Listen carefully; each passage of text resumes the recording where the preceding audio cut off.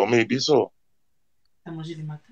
Naza conscient d'un côté parce que n'a nous expliquer ngate comment est-ce qu'il va endormir. Merci. Na lobby religion wana bango moko ba lobby bakoki koyamba religion ya bato mosusu te kaka ya bango ife tambola mokili mobimba. Omoni te ke bazo forcer bato na ba loi mais bapesi bato musala te.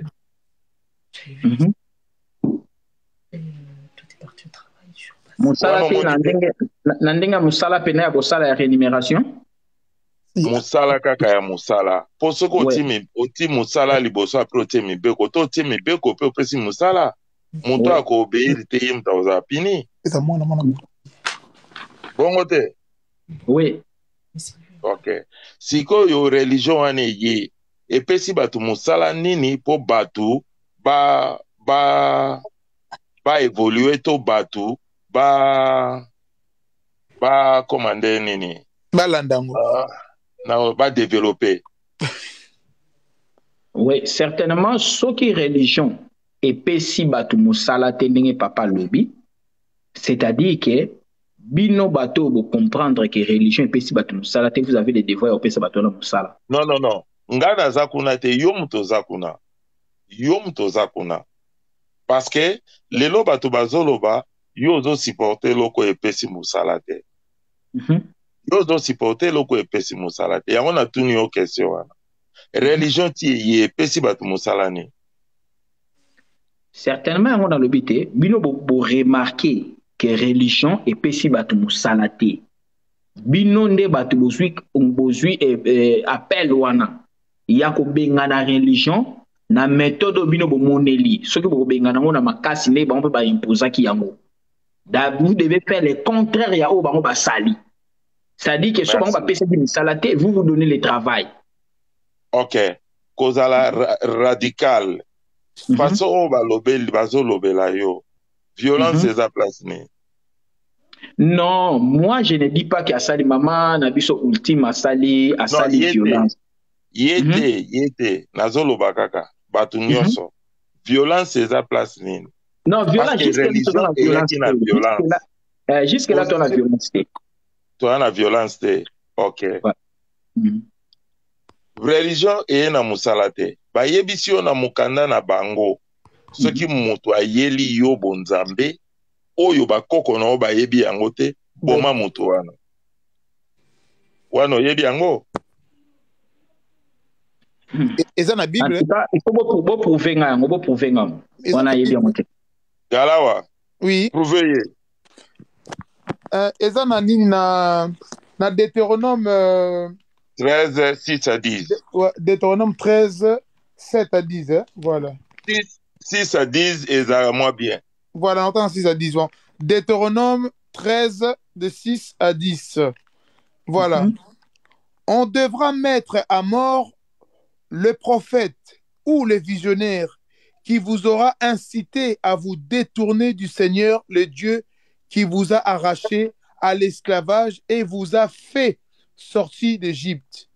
Il sera exécuté pour avoir voulu vous entraîner hors du chemin que le Seigneur votre Dieu vous a ordonné de suivre.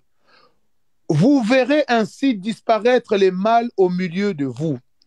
Un jour peut-être, l'un de vous verra son frère, ou son fils, ou sa fille, ou sa propre femme, ou son ami le plus cher, venir en cachette, l'inviter à rendre un culte à des dieux étrangers que ni vous, ni vos ancêtres n'a connu.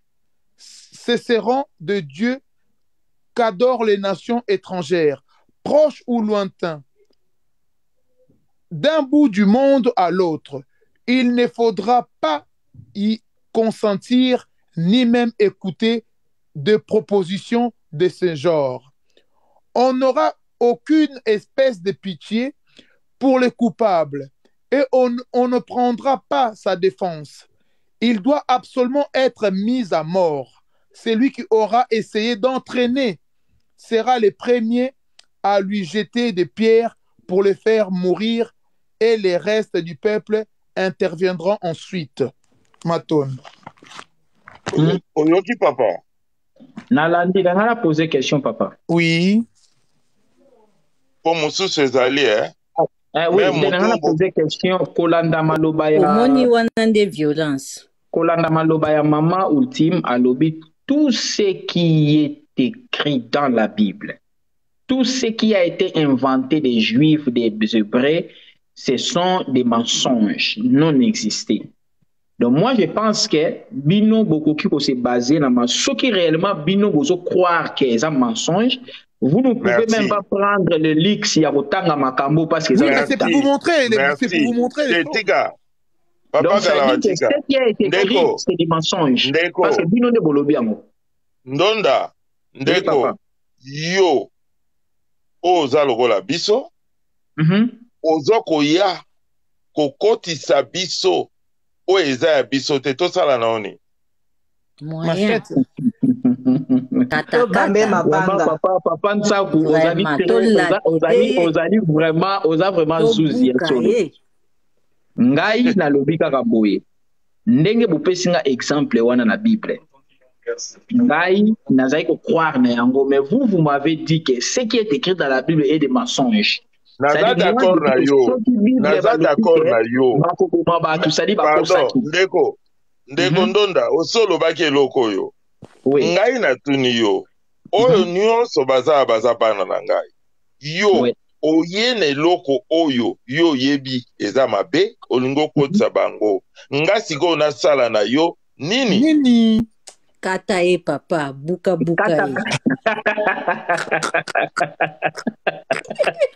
Papa gai, donc yo polinga la lokola kala eko sale. Non, lokola ngana eko chambana non erreur. Kata ngai, mais une chose est vraie que moi je ne croyais pas que Bino Boko tanga la Bible. Merci. Mais yo, olobaki pardon, na yo papa. Eza maloba na ngai. Na pesa ki oka moi tan wana to sola muke. Eza maloba na ngai. Mais yo olobaki awake classe yaki totangaki classe yango tozwaki moi connaissance ya maloba pe kosala oyo tozosala. Mendeko, yo komo pimela ngai Bible lelo. Olobi ngai nazala na Bible te na kipe yango te. Mais eloko e détruit bana na ngai yango wana. Komanga na kwe kolanda yango te. Yo, soki batindi convocation na ndaku na yo. Okotanga convocation wana te to invitation wana te mba moka okei. To efo tango yeba tina. Alors soko yebi tina. Nde tango kokendo koyeba nini oyo koloba pe okosala. Ndeko, tala. Omoni bato baboma, o bato baye na système akoboma bato ya bato wana. Oyebi Moïse abomisa bato boni, o babota na bapaya. Oyebi? Oui, nayebi. Merci. Nayebi. Yo siko yo oyebi. Yo, ozo continue ko supporter bato wana. Oyebi Moïse maloba nini alobaka pona batu oyo babandai kosambela lolengo bazai kosambela na soi-disant Afrique. Oye maloba na bango. Alobaka nini? Alobaka na bango. Soki boko sambela kaka lokola batu wana, boko koma baumbu ya batu wana epa inyoso boko kende. Alors ngai na boyi bana na ngai bakoma baumbu ya batu. Alors yo pe nengo za wana na lingi te okoma moumbu ya mutu. Otange loko na sentimate. Ezana Jérémie 5:19. Na keeli sous un peu plus loin. Oyebi ke bino bozelaka bokonzi ya likolo. Me bango balobaka balobaka bango bazoluka nanu bokonzi ya se ya likolo ezana ngo wana. Me ba yebisi yo oluka nanu ya likolo.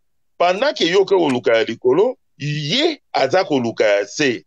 Yango na yebisaki yo boye, religion eyeli biso eloko te. Olobaki awa ke tozalaki kosala eloko te toyaki na eloko te bango moto ayeli biso. Pour ton information, biso bato civiliza bango, biso bato latisa bango bilamba po bazali ba nudiste, bazali na bilamba te, batambolaka bolumbu. Biso tolate elamba avant bango, tofanda na kiti avant bango, tolia na sani avant bango. Wana ifo koyeba, soko yebi te. Naebi. Soki oyebi, non, oyebi te, mpo lobaki ke okolamba lelo. C'est l'histoire que j'ai. Nazongi Nasilisa la première civilisation pona kita. Nazongi nasilisa pona kita. Nalobi na yo boye. Balobi bango moko. Oyo balobaki ke bonzambe wane ye pona mokili mobimba lokuta. Bonzambe wane ye pona mikili na bango ba 12 tribus ya Juda. Bakomi yango na Apocalypse 7 4 tina 10. Balobi 144,000 nde bakokota na bokonzi wana bakopakola bango mafuta. Batangi yote. Batangi bana ya Jacob nyonso. Na bana ya Jacob wana, pour ton information lelo, Israël ba fabriqué en 1945. Ezalaka te po ezaki province na kati ya Palestine. Sokotali drapeau ya Union européenne. Okomona 12 étoiles o ezo signifier mokili mobimba wana ezali 12 nations ya tribu ya Israël. Okotanga bakomona bango ezali wana. So na bosani te Belgique ezaka aser na koluka mona ba document na peu plus tard. Na suka nango fusion ya bato wana nyonso basali États-Unis. Donc fusion ya bato wana nyonso basali Jacob.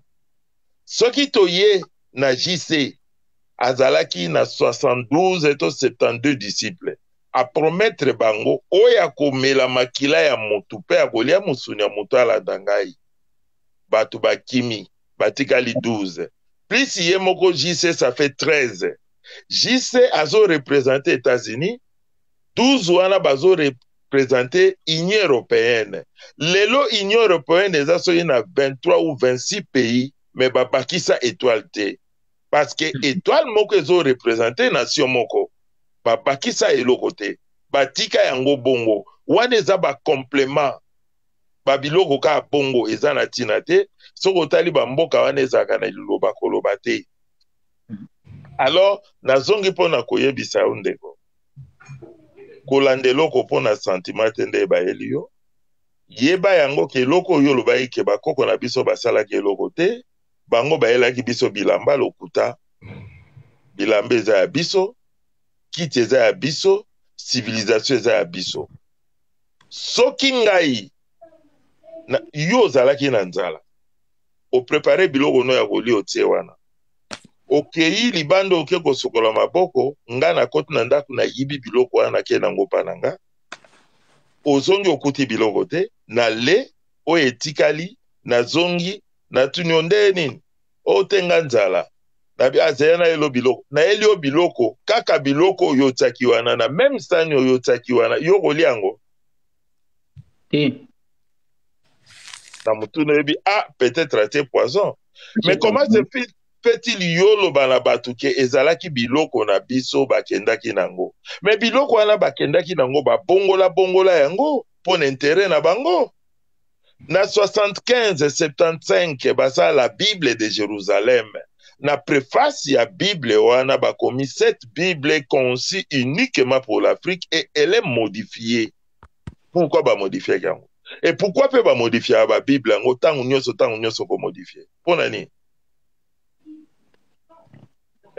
Ndeko Galawa quelque part alobaki na bino awa que na bikanda wana Nzambe et plutôt Dieu criminel aboma ba mokili mbale belé sata ou d'aboma le lote ya grave abebi satan mais Nzambe aboma na Noé aboma Nzambe et Dieu aboma Sodome et Gomorrhe pona nini désordre koma ekuna lelo o balingi bakotsa na Bible ezani Sodome de Maintenant, papa, maintenant, pose une question, mon copain. Posez là. Qu'est-ce que Bino Batoyo Bozali, je ne peux pas dire soi-disant, quand je dis soi-disant, ça dit nous minimiser la vérité dans Bino. Ma position est que na minimiser l'opinion ya batu mon côté. Qu'est-ce que Bino Bozali ko préconiser, Bozali ko préparer, Bozali nango déjà en préparation ou ça déjà fait pour que le peuple, parce que le peuple n'y sauté à monde entier au bino beaucoup memela nani vérité na bino bandi ma bino, mais votre peuple au bino vous m'aimez la vérité ou et là qu'on dit pour sala en remplacement ya au mindele basalaki et loko ya liboso ezaka bomoto na kati ya bomoto nyonso ekoya automatique. Réponse nanga yango wana eloko tosala elingi tozongisa moto na bomoto na ye na identité na ye, le reste moto wana ye moko soki asalisi bomoto na ye akozonga na nzela.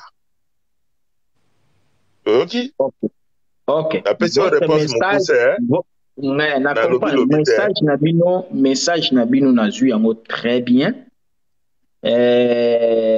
Je pense que na lobby na contredire binoté naza peut contre binoté parce que vous m'avez informé aujourd'hui que vous avez la vérité qui est de faire réveiller le peuple noir oyo bazalaki endormi pendant imposé par une religion. Donc ça reste maintenant à moi de vérifier si ce que vous dites est vrai. Comme nous avons aussi il le temps de vérifier oyo pe biso tondimela ki parce que tondimela ki pe makambo biso tondimela ala tika boité. Nous avons vérifié en papa na moni place mon côté attends ngai na yebi na ndenge bazo tourner makambo na yebi moto moko ta vérifier ki yango balakisa ki o film o leli pe likambo yebi te mais moto yo lelaki aza moto lokola nga na yo koko na ngai cimetière na ye na yebi yango mais bakoko oyo osambelaka cimetière na bango yebi te ba mythe bato wana bazala te lukuta Papa Ntsako, je suis tout à fait d'accord. Pardon. Papa Galaora, excusez-moi papa, je suis tout à fait d'accord na position na bino. Mais ce que je déplore, c'est la position de maman ultime. La position de maman ultime. Papa, okoki eloko te. Na ngina yebisa eloko moko s'il vous plaît. Oui. Na ngina yebisa eloko moko. Ndenge tozali awa motoba. Moto na kati na biso aza na spécialité na ye. Ouais. Alors, soki ngai na sali crise moko ya tension, moto nyonso akozala na souci akoya kosauve ngai. Kasi soki papa Galawa aza médecin, yende moto aya kosauve nga na ndenge bien par rapport ya bandeko mosusu. Elingi koloba te baza na mauvaise foi balingi na kufa, mais bazo ya po basauve ngai. Papa Galawa nde moto akoloba non, balola ye côté droit ezala na se gumba lokolo na ye enfin que ba médecin ba ya. Oyoki bango bakoya kosimbisa pona ko balola et puis ko gumba lokolo ata soki na piklaki lokolo wana bakosala effort na bango bagumba yango. Alors na makambu oyo moto oyo eza spécialité na ye te mais ayebi makambu wana soki expliquer o mbala moko mbala mibale mbala misato zoka ta kubengana yo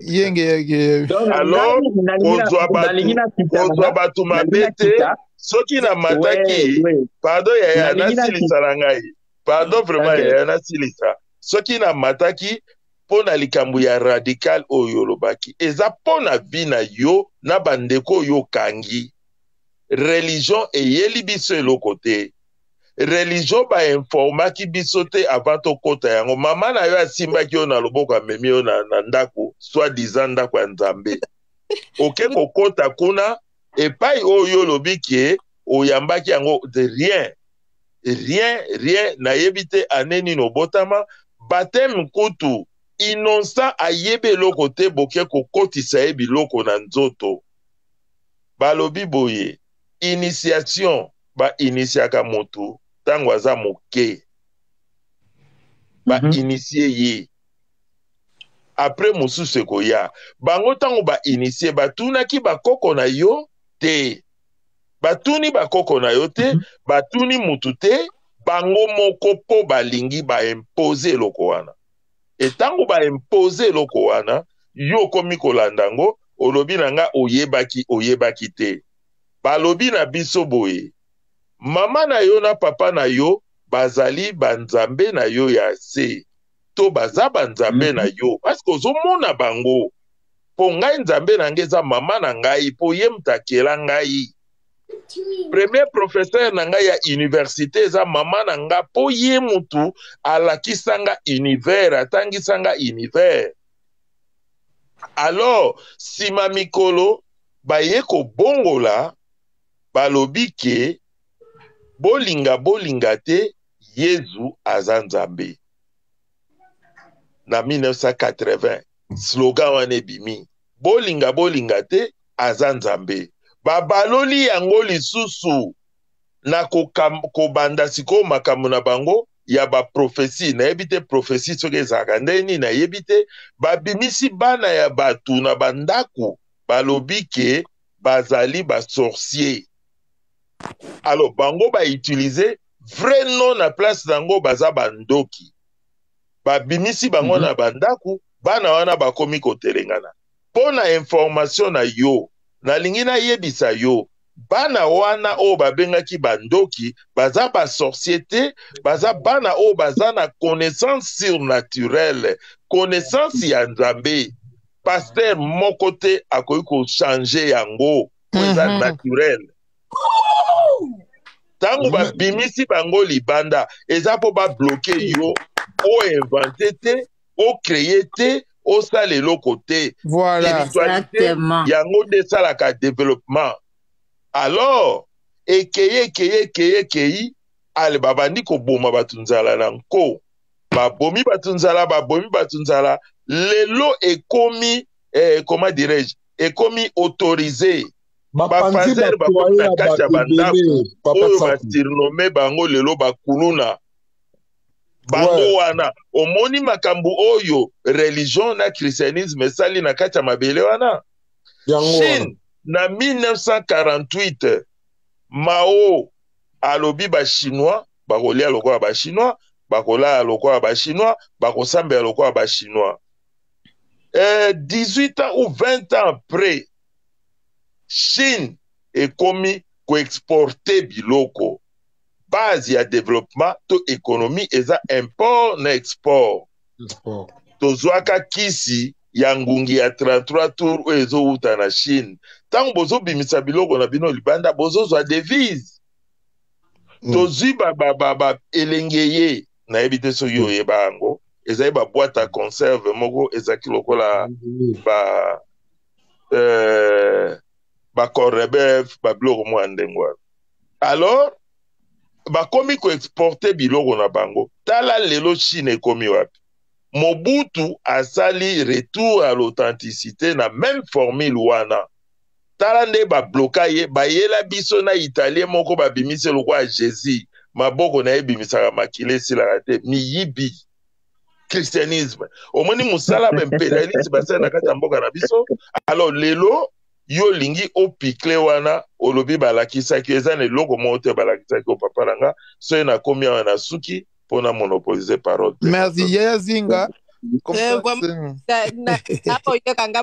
netsaku nevunda papa nevunda nalongolako vraiment en tout cas nga nalingi nasenga bino kaka boye donc bambuta Mobanda motaki à côté pe azo yoka alinga reprendre na mutasami.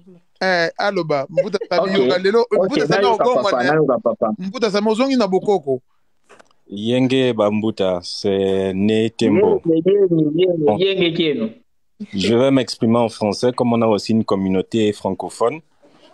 Donc, j'aimerais répondre aux frères chrétiens. D'abord, on ne va pas se livrer à un débat où on est en train de tout mélanger. Le problème avec la religion est celui-ci. Avec la religion, on ne pose pas de questions. On te demande de croire sans poser de questions. Mais en qui crois-tu sans poser de questions? Maintenant, on se retrouve dans une dynamique où la religion, c'est l'esclavage et la spiritualité, c'est l'indépendance. Pourquoi la spiritualité, c'est l'indépendance? C'est parce que un être spirituel est un être libre, est un être qui se connaît, est un être qui a la découverte de soi, donc qui est en contact même avec Dieu, qui connaît Dieu. Mais un être religieux, c'est quelqu'un qui a un blocage spirituel. D'abord, il n'est pas spirituel, il a un blocage spirituel et il a subi un lavage de cerveau très avancé. Donc, on lui demande de ne pas poser de questions, de croire sans réfléchir et de servir un Dieu qui ne lui ressemble pas. Bon, mon frère chrétien, le Dieu que tu pries, est-ce qu'il a ton image? Parce que votre Bible déclare que Dieu créa l'homme à son image. Est-ce que le Dieu que tu pries te ressemble? Est-ce qu'il te ressemble? Est-ce qu'il a ton image? Non, il n'est pas ton image. Les statues et les totems de ton village où tu reviens, si tu prêtes attention, tu vas voir qu'elles te ressemblent. Et lorsque le roi Léopold II fait son discours pour envoyer les missionnaires au Congo belge à l'époque, il leur dit ceci: les Africains connaissent déjà Dieu, qu'ils appellent Nzambé ou Fumo. Mais vous n'allez pas là-bas pour leur montrer Dieu, parce qu'ils connaissent déjà Dieu. Vous allez là-bas pour leur instaurer une doctrine, pour servir les intérêts, pour servir nos intérêts. De la métropole. Voilà, les intérêts de la métropole. Donc, en définitive, la religion n'a rien apporté au peuple africain, à notre peuple.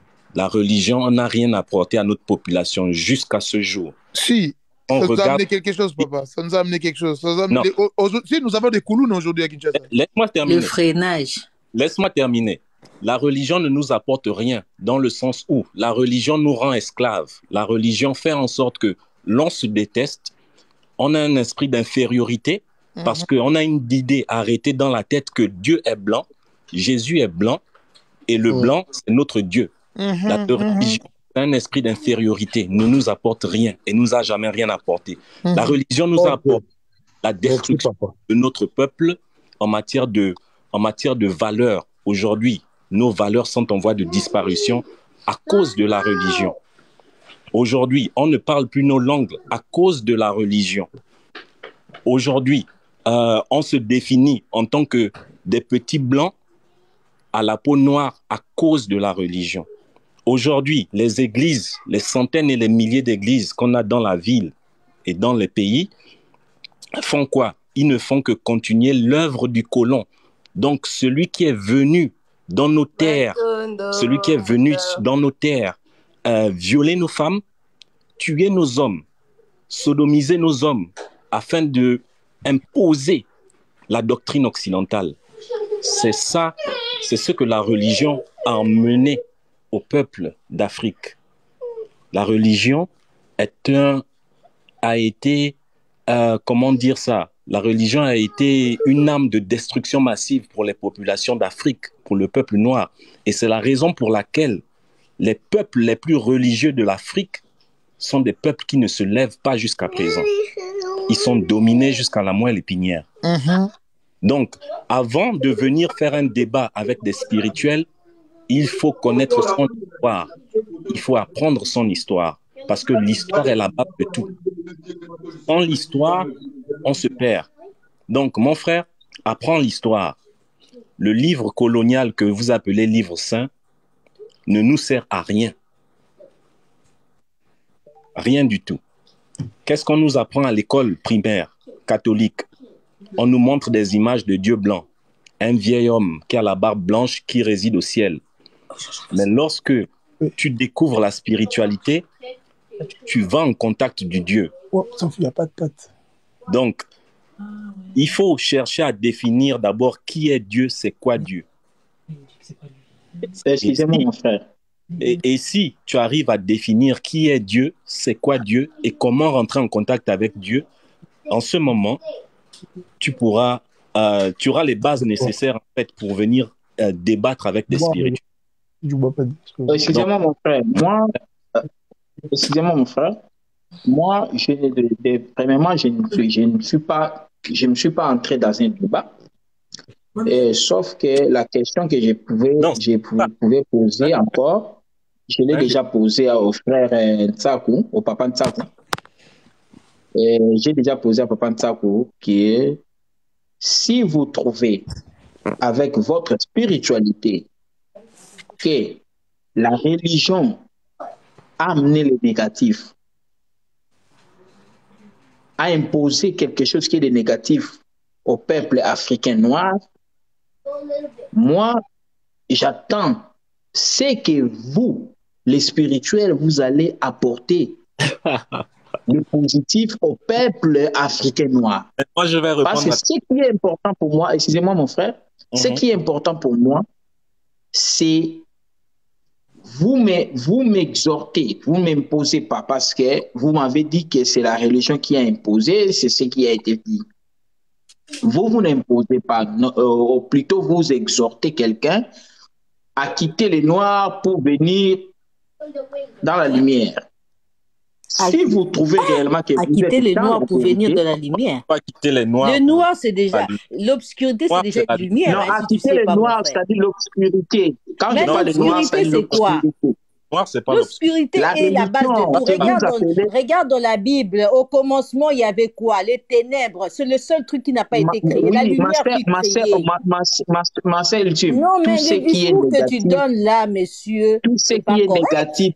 Après, nous allons passer la parole à Maître Samouraï parce que je pense qu'il a des choses à dire. L'obscurité pour venir. Tout ce qui est négatif. Moi, ma conception est celle-ci. Tout ce qui est négatif est noir. Et dans l'obscurité. Ok, d'accord. Ben oui, tout ce qui est négatif est noir. Regarde un peu ta couleur de peau. C'est quelle couleur? Attends d'abord.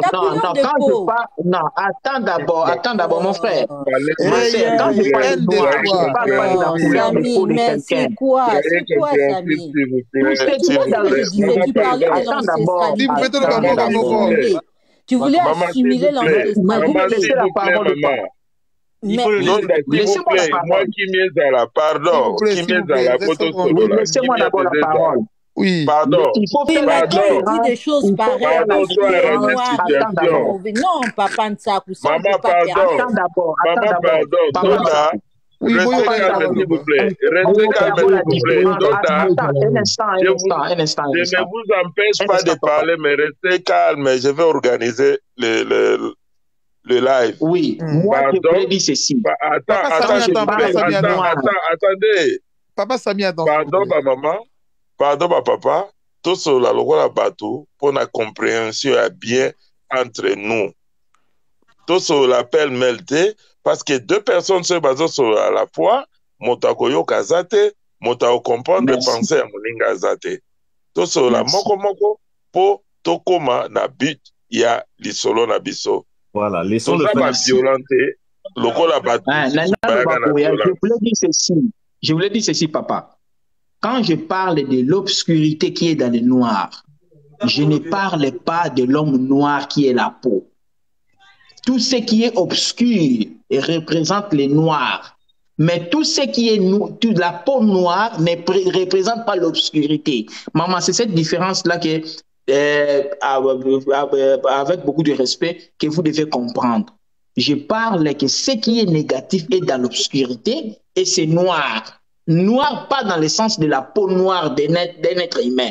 Parce qu'au fait, s'il faut vraiment faire la science, on n'est pas noir. On n'est pas noir. Notre couleur ne représente pas l'obscurité. Alors, je disais ceci. Si vous trouvez non, papa, avant de continuer, il faut que je te réponde déjà à ce que tu as dit là. Attends que je finis, maman. Non, parce que ça, c'est primordial. Attends, papa, parce que sinon, non, il faut que je te réponde, parce que tu as dit maman. Attends. Moi, je vais t'inviter à lire déjà ta Bible, tu vois. Au commencement, qu'est-ce qu'il y avait? Qu'est-ce qui régnait à la surface de la terre? Il y avait quoi avec Dieu? N'est-ce pas les ténèbres? Les ténèbres, c'est l'obscurité. Donc, Dieu était dans les ténèbres, dans l'obscurité. C'est-à-dire, donc, il était quoi? Donc, si tu veux dire que tout ce qui est obscur, tout ce qui est occulte, c'est mauvais, donc tu veux dire que Dieu était où maintenant? Donc, il faut enlever déjà ça. Ce que tu as dit là, donc il faut déjà reformuler ce que tu viens de dire là, parce que c'est pas correct.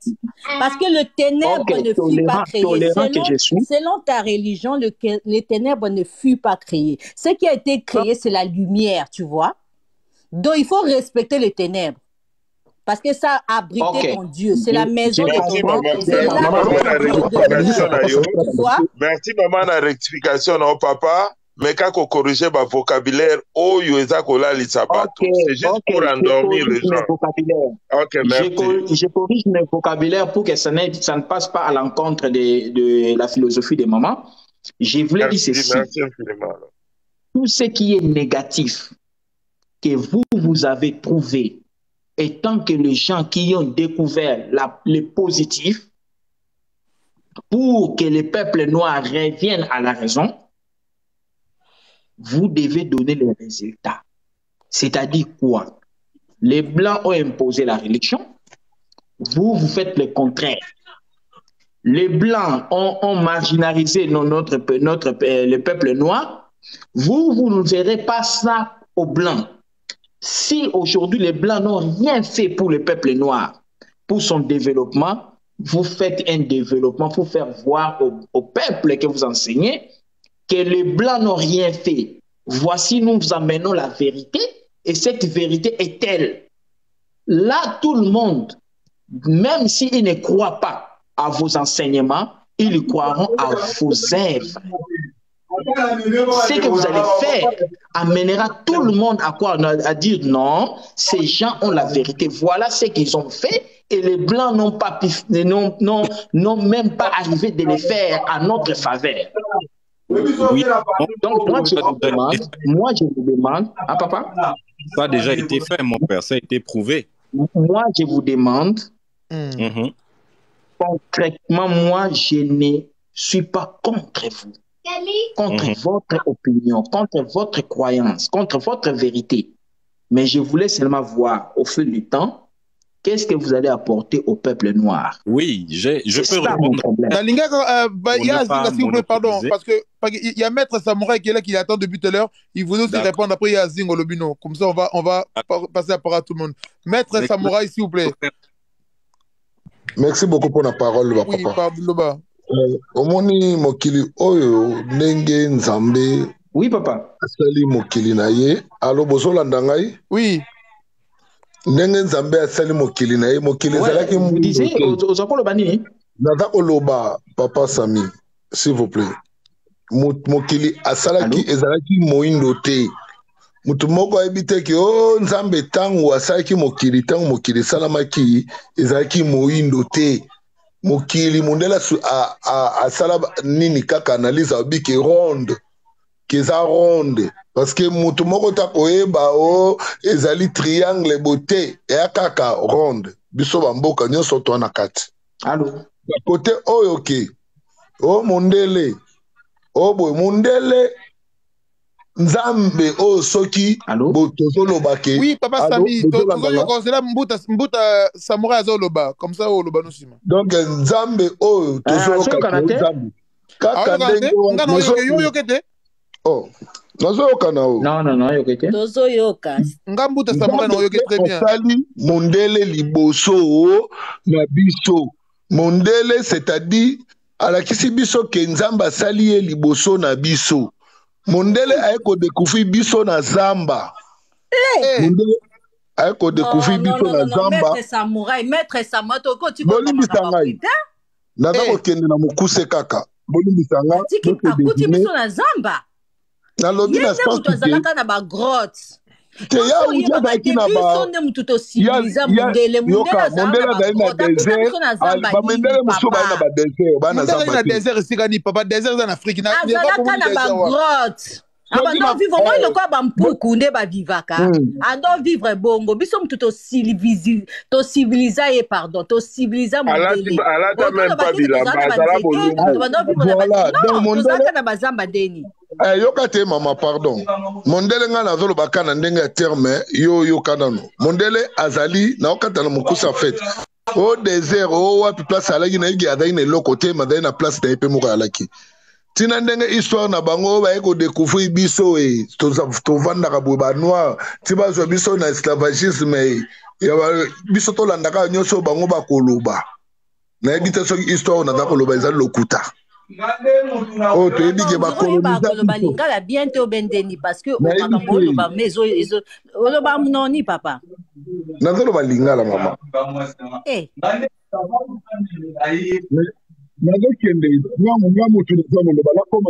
Mbuta, qui te fait la demande, pardon. Mbuta, Sami, qui te fait la demande.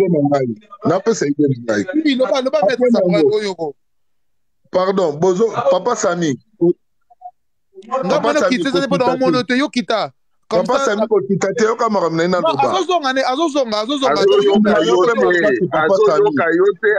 déconnecté na live. Yangwana ifa kita bonga matasima.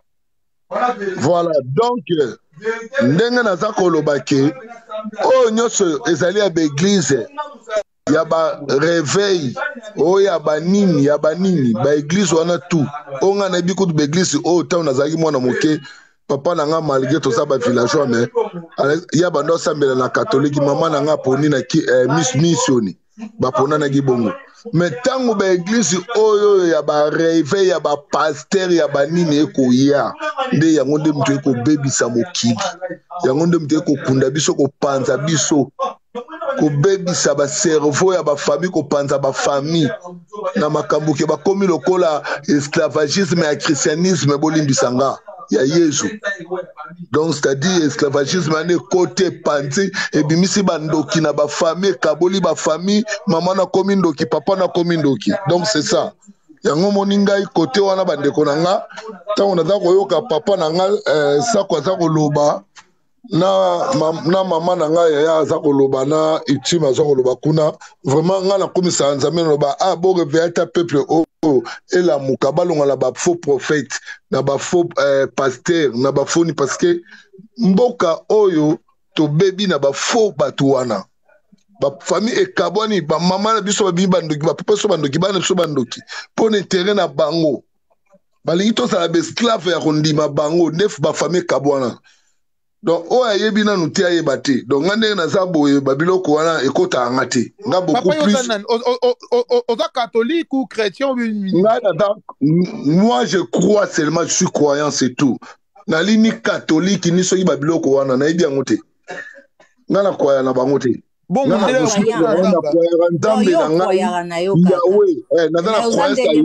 existaka na bakoko na nga ba existaka o nga na kwayaka yango wana mama na nga nde akufa papa na nga kufa na kwayaka ba existaka molimo nzoto ekufa me molimo na bango ali quelque part pe so na concentré pe na soli na bango pe na ndenge na nga pe na zwi ba solution na Yahweh o na yebi bango ba yebisanga ke nzambe o asala mokili oyo kombo na ye Yahweh nzakomba existaka. C'est tout. On a bien wana. Donc papa, au moins biso eto kata karate bato bazali ndeti ba binzambi non, na bino pe ba catholique, ba croyant, ba tatati. Non, na catholique c'est maman. Parce que muto vraiment baby si cerveau ya bato makasi eza non catholique. Omoni? Na catholique to na date na ça na lebi wana papa na le même sac. Le fait ya lubaka ke na croyaka. Parce que croire ezali donc oza na réalité te oza formaté na réalité nanga ona croyaka na ebike non eza réalité te eza formatage oza nango héritage colonial basipila olobi bien que papa na oza na mission so mama na soki na catholique so la tela bitango ba na mboka mondele mindele nde balakisi bango ba église catholique missioni ba protestant ba église wana tu wana o boyebi wana papa na ngai biango Aïe bien, ok, força qui banga banda betelanga ba solo. Papa langa villageois, maman langa villageois. Papa à moi 1917, maman à moi 1930. Bakufa kala. Zolanda. Oui, non, Landa, mais si on est au baka discours à chrétien, aux anoka de moko papa. Nada langa chrétien te maman, so na bino ke ngai. Est-ce que tu as dit Yahweh ndena yango su? Menzambet, oh c'est mon kilo. Existara maman. Existara oui. Existence est approuvée par yoga ngana oloba no ana katinanga donc so ana katinanga papa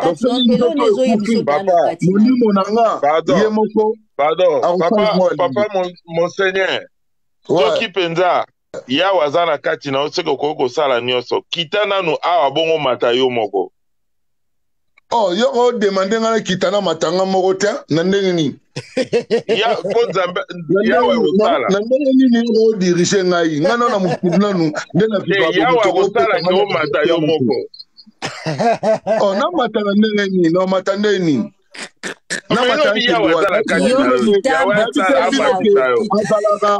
yoka pardon bayebisa bino ke yawe azalaka likolo Yahweh existaka te. Yahweh eza maboke. Existaka mazalaka likolo te. Existaka te aza maboke ndeko ya solo. Eza ba théâtre. Papa, ngana lobi aza kati na ngai. Soki ya maboke na bango basala maboke ça va. Moi je crois à moi tant que je nazali na bomoi, nadako respirer, nadako vivre. Existara na kati na nga c'est tout. Yem ta pesa nga babwanya d'intelligence no bebele. Na kiti muke. Voilà. Ona monaki mobile ya nzinga lingaka loba. Aloba zela loba comme ça okita no mbuta ya nzinga. Pas de. Ah, les choses sont fortes. Hein? Oui, yenge bambuta. Donc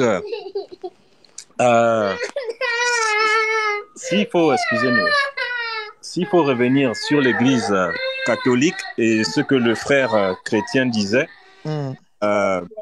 qu'est-ce que nous avons apporté, donc nous, le peuple noir, avons apporté à la civilisation. Mais le peuple noir, le noir a inventé les sciences, les maths, la physique. Les femmes africaines, les femmes noires ont inventé l'agriculture. Les noirs ont inventé la chimie, l'alchimie, la philosophie et toute cette science que nous avons appris